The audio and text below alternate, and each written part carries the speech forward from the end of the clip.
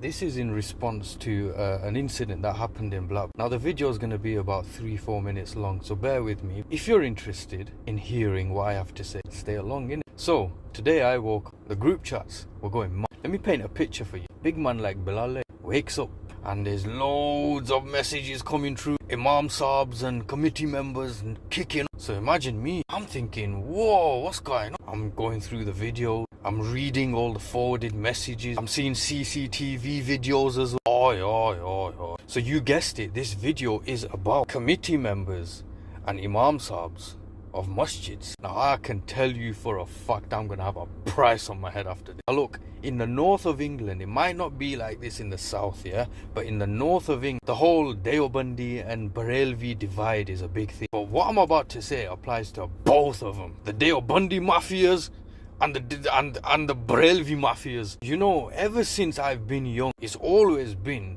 committee members ruling the mosque. I don't know, somewhere inside of me just went, yeah, no, I don't see that as a right thing, but chalo, innit? It is what it is. The community is like this, so if the community is like this, then it is what it is. But yesterday's incident, yeah, happened in Blackburn, my hometown. Now, I'm not going to say what mosque and what street and the people involved. No. I'm not here to. I'm here to deliver a different message. So the incident took place yesterday around 11, 12, something like that. Yeah? And the incident was, there was a mob of people on the streets going mental. I'm talking, it looked like about 100 people just curdling around each other. And I thought to myself, yo, what's going on? And the forwarded messages, now take this with a pinch of salt, because you know it's the forward messages and the WhatsApp aunties and uncles. But I can believe it.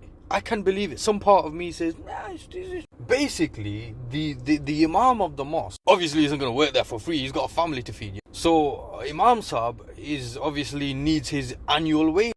Committee member turns around and says, you're not getting the full wage yet because you got side hustles going on. You've been working for other mosques and that, innit? So obviously Imam Saab turns around and says, why is that so wrong? I'm not saying this actually happened, but I'm just saying that I'm guessing like this is some of what happened in the convo. So Imam Saab turns around and says, why is that so wrong? Committee member turns around and says, listen, you work for our mosque, not your mosque, our mosque.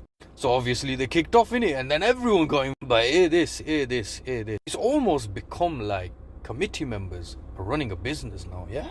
Now, me and you know this is true. Because if the Imam Saab says anything in a bayan, in an Islamic lecture, if he says anything that the committee members don't like, the committee members will turn around and say, contract terminated. You violated the terms and conditions. You work for our mosque, not your mosque. If the Imam Saab says anything towards the committee in terms of committee members, maybe you're doing a bit of haram here. Committee members will turn around and say, contract terminated. You violated the terms and conditions. You work for our mosque, not your mosque. Now, God forbid, if the Imam Saab wants to do a bit of a side hustle and go to another mosque to deliver another lecture there, and the committee members of his original mosque find out, contract terminated, you violated the terms and conditions, you work for our mosque, not your mosque.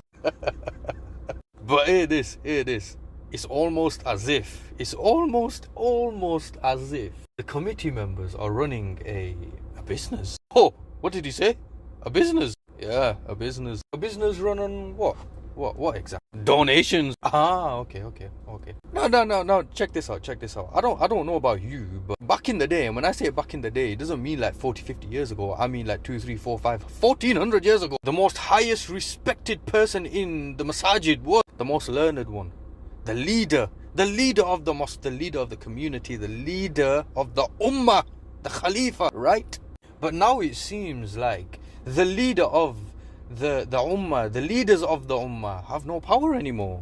That's very sad. Because back then it was the leaders who had the power. But now, the ones with the powers in the masjid are the rich ones. And that does put a lot of things into perspective, if I do say so myself. Now this is a little side story that I'm going to tell you about very quickly. I know this is a long video, but yeah, just bear with me. And this story I know firsthand. Well, not firsthand, it didn't happen to me, but it's happened to someone that I'm close with. Imagine there's an old man going to the masjid 2-3 times a day. He does his wudu at home, tries his best not to do the wudu at the mosque, tries his best not to use the toilets at the mosque. He does it all from home, and then he comes to the masjid. And then what does he do? Sometimes he can't help himself and he farts, so he needs to go to the toilet. Because he's an old man, obviously. So then he has to redo his wudu and use the toilet facility. And he's been doing that for about 2 years, 3 years. But majority of the time he tries to do it from home. There are some committee members that realize what's going on. So they all start huddling around each other and they all start talking with one another. And they say, uncle over there comes every day for 2-3 years. He does sometimes wudu and uses the toilet.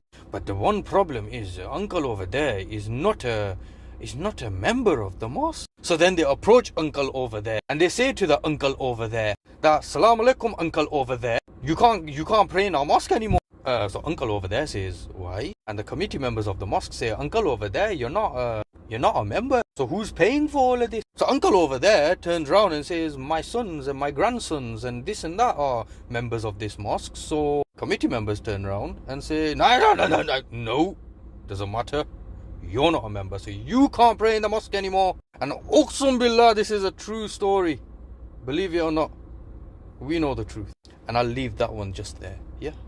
Oh yeah, by the way, I know for a fact the Barelvi and the Deobandi Mafia committees are gonna have a price on my head now. Come on, bring it, G, bring it. I'm joking, astaghfirullah.